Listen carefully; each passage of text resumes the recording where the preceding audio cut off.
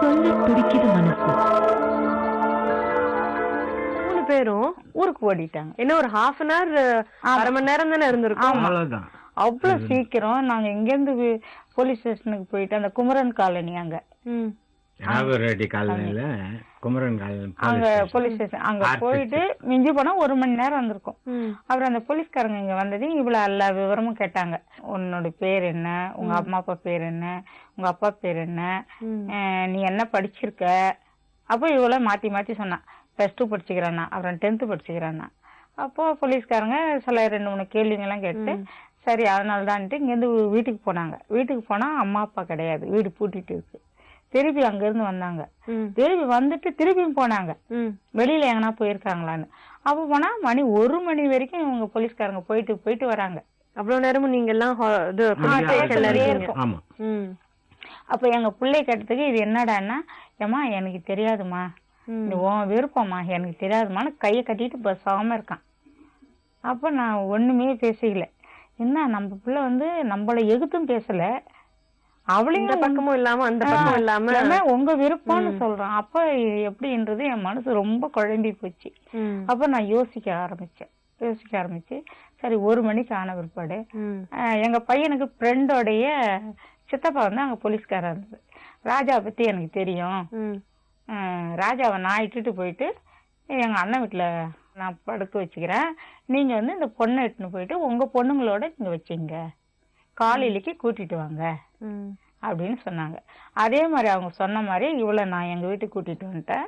எங்க பையனை அந்த ஃப்ரெண்டோட வீட்டுக்கு நான் அனுப்பி வச்சுட்டேன். அனுப்பி வச்சுட்டு வந்ததே காலங்காத்தால 5 மணிக்கு அவங்க அக்கா புருஷன் அங்க நின்று எங்க வாசல்ல நிக்கிறாரு. அங்க இருந்து வந்ததையும் இவங்க இருந்ததையும் உடனே இவ வெளியே வந்தா, வா வெளியே அப்படின்னு அவங்க மாமா கூப்பிட்டாரு. அப்ப நான் சொன்னேன், இத பாருப்பா, நான் நைட்டே உங்க மாமனார்கிட்ட சொன்னேன். அப்ப அவங்க கூட்டிட்டு போக மாட்டேன்ட்டாங்க.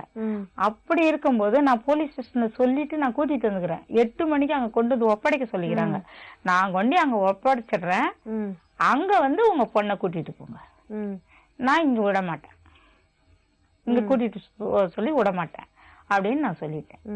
உடனே அந்த ஆள் போயிடுச்சு. அந்த ஆள் போயிட்ட உடனே இங்க இருந்து நான் போலீஸ் ஸ்டேஷனுக்கு போனேன். சரி, அப்ப பெற்றோர்கள் எப்பதான் வந்தாங்க? அவங்க வரவே இல்லை மேடம். எத்தனை நாள் ஆச்சு இந்த மாதிரி? 4 நாள். இதுக்கு நடுவுல அவங்க உங்க மருமகள் உங்க வீட்லயே இருக்காங்க? ஆமா. அப்புறம் கட்டின புடையோட வந்திருக்கா. சரின்ட்டு நான் இங்க இருந்து போயிட்டு சைதாப்பேட்டை போயிட்டு ஒரு பால் இந்த சொசைட்டில பால் ஊத்துவேன் நான்.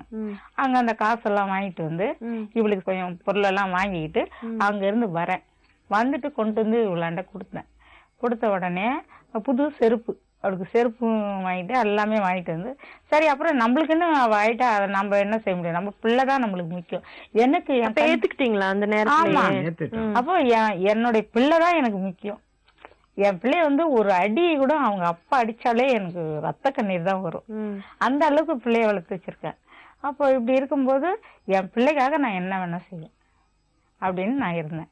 அப்போ 4 நாள் கழிச்சு அவங்க மாமா, அவங்க தம்பி, அவங்க அப்பா, இவங்கெல்லாம் அடியாளுங்களோட இந்த அது எதுக்கு வந்தாங்களோ தெரியும். நாங்க அனுப்ப மாட்டோம்னு சொன்னாக்கா எங்களை அடிச்சு அந்த பொண்ணை நீங்க கூட்டிட்டு வரலையே, பொண்ணு அவங்களாதானே வந்திருக்காங்க. நாங்க அனுப்ப மாட்டோமோன்னு சொல்லிட்டு அவங்களுக்கு ஒரு சந்தேகம். கொண்டு அந்த சீனிவாசா தேட்டர் காராண்டா எல்லாரும் நிக்க வச்சுட்டு முக்கியமானவங்க 3 பேர் மட்டும் கூப்பிடுறாங்க.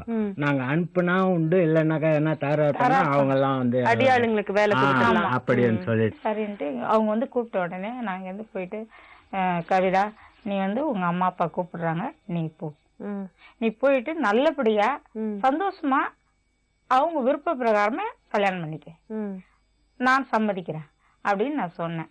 இவ போக மாட்டேன்னு சொல்றா. அவங்க முரட்டுத்தனமா கூப்பிடுறாங்க. கூப்பிட்ட உடனே வெளியில அவளை ஆட்டோல புடிச்சு போடும் போதுதான் ஆளுங்களோட வந்துக்கிறாங்கன்னு எங்களுக்கே தெரியும். இவளை பிடிச்சி உள்ள போட்டு அமுக்கி அப்பதான் ஒருத்தவங்க சொன்னாங்க, ராஜாம்மா அங்க ஆளுங்கெல்லாம் கரெக்டா வச்சிருந்துருக்காங்க, நீங்க நீங்க எப்படி அனுப்பி விட்டீங்க அப்படின்னா அவங்க பொண்ணை அவங்க கூப்பிடுறாங்க. நாங்க அதுல தகராறு பண்றதுக்கு எந்த விதமானதும் கிடையாது. சரி, அவங்க மருமகளை கூட்டிட்டு போயிட்டாங்க. போயிட்ட பிற்பாடு 23 நாள் கழிச்சு அவளை கஸ்டடியில வச்சிருந்துக்கிறாங்க. அரியலூருக்கு கொண்டு போயிட்டாங்க.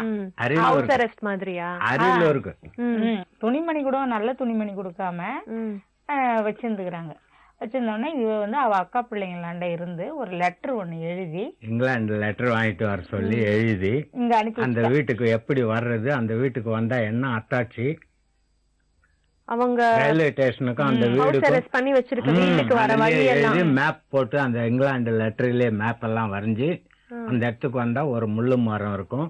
அந்த முள்ளு மரம் ஸ்ட்ரெயிட்டா பாத்தீங்கன்னாக்கா மாடியில நான் இருப்பேன் அப்படின்ட்டு எல்லாத்தையும் வரைஞ்சி அவ லெட்டர் எங்களுக்கு அனுப்பி வச்சிருந்தா. உங்களுக்கு ராஜாவுக்கு, ராஜா பேருக்கு, அதாவது என் பேர் போட்டு சன்னப் அப்படின்னு போட்டாங்க. அப்போ இந்த லெட்டரை வாங்கின உடனே எங்க பையன் இல்ல, நாங்க வாங்கி படிச்சு பார்த்தோம். படிச்சு பார்த்துட்டு நாங்க எதையுமே மறைக்கல. அந்த நிமிஷமே நான் கீழ்ச்சி போட்டுதான் எங்க பிள்ளைக்கு தெரிய போறதே கிடையாது. நான் வந்து மனச்சாட்சியோட என்ன பண்ணேன், நம்ம 4 பிள்ளைங்க வச்சிருக்கோம், நாம ஒரு பொண்ணுடைய பாவத்தை நாம எடுத்துக்க கூடாது அப்படின்ட்டு நான் என்ன செய்தேன், இங்க இருந்து கொண்டு போய் எங்க தம்பி ஒரு கார் ஓட்டுறான் ஒரு வக்கீலுக்கு, அங்க கொண்டு போயிட்டு இவன் என்னடான்னா இவன் முருகிட்டு ரொம்ப அப்படியே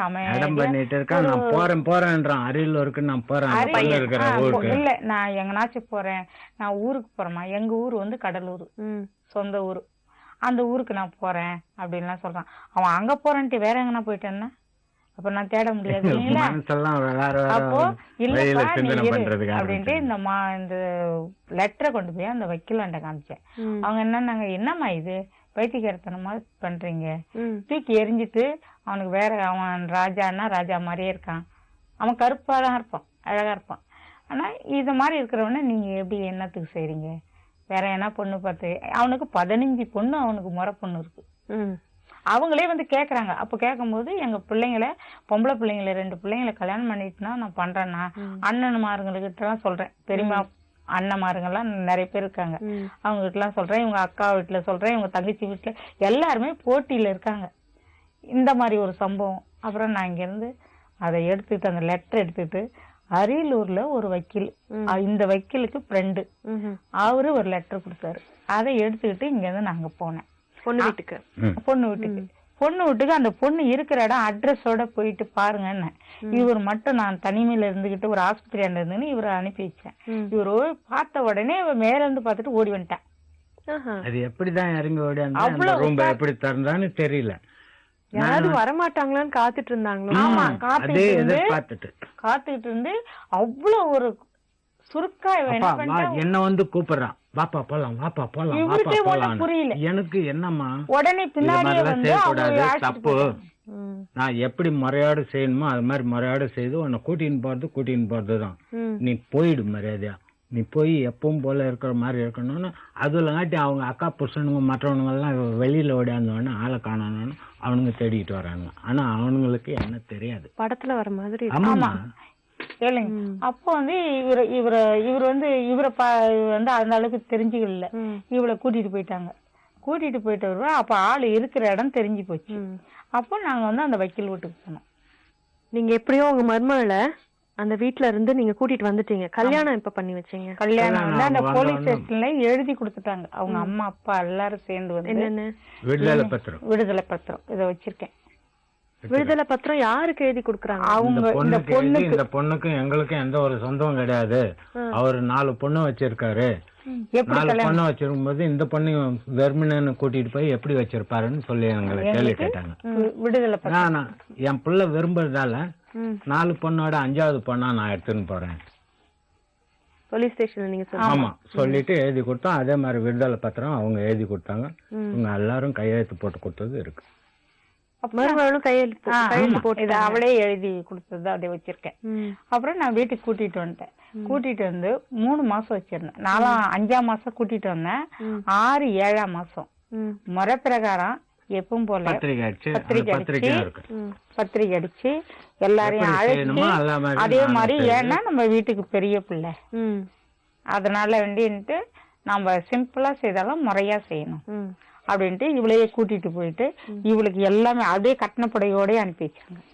அப்போ நான் அதை என்ன பண்ணேன், இவளுக்கு எல்லா சௌகரியமும் நான் என் பிள்ளைங்களுக்கு மேலா, ஏன்னா பிள்ளைக்கு வந்தவ நம்மளுக்கு பொண்ணு மாதிரி. என்ன அடுத்தது நம்ம பொண்ணுங்கெல்லாம் இன்னொரு வீட்டுக்கு போயிடும்.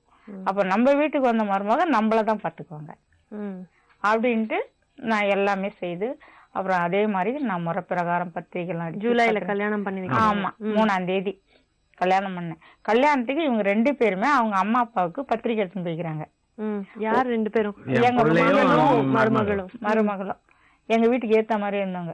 நாளைக்கு கல்யாணம்னா இன்னைக்கு வீடு காலி பண்ணி சைதாப்பேட்டைக்கு போயிட்டாங்க. வீட்டுக்கு எதிர்க்கே தானே? ஆமா. அப்புறம் கல்யாணம் எல்லாம் முடிஞ்சது. நல்லபடியா வீட்டுல வச்சிருந்தேன். அப்புறமா இவ மாசமான பிற்பாடு அவங்க அம்மாவும் அவங்க அக்காவும் ஒரு நாள் வந்து பாத்துருக்காங்க. எத்தனை காலம் கழிச்சு அவங்க வந்தாங்க வீட்டுக்கு? அது 4 மாசம் 5 மாசம் கழிச்சு வந்திருக்காங்க. 5 மாசத்துல. ஆமா.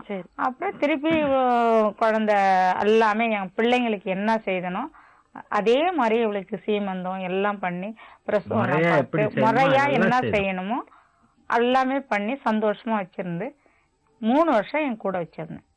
சரிம்மா. 3 அதுக்கப்புறம் என்ன ஆச்சுன்றத உங்க மருமகளை கூப்பிட்டு நான் கேக்குறேன். சரிங்களா?